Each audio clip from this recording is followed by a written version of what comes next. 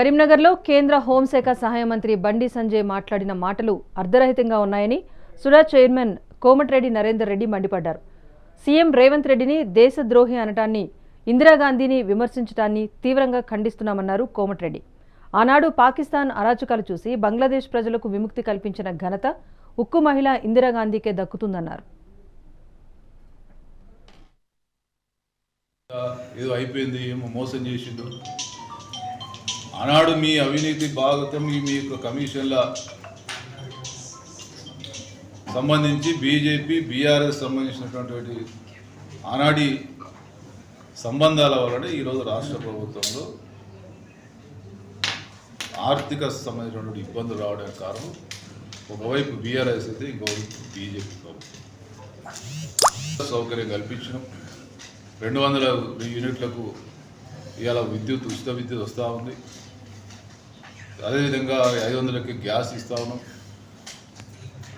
మరి ఆరోగ్యశ్రీ 10 లక్షల రూపాయలకు ఇస్తా ఉన్నాం పెంచి. అంతేగాక చెప్పని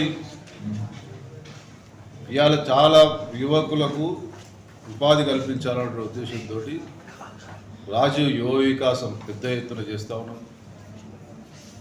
1000 ఇండ్లు, ఇందిరమ్మ ఇండ్లు ఇస్తూ ఉంటే తట్టుకోలేక మళ్ళీ కొత్త కథ పెట్టిండు.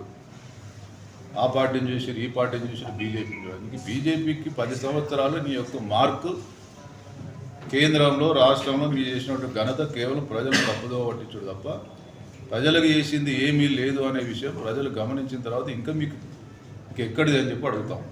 ఈ రాష్ట్రంలో మొన్న మీరు పోటీ చేస్తే దాదాపు 119 నియోజకవర్గాలకు దాదాపు 100 నియోజకవర్గాలు మీకు డిపాజిట్ రాలేదు, మీకు అభ్యర్థులు దొరకలేదు.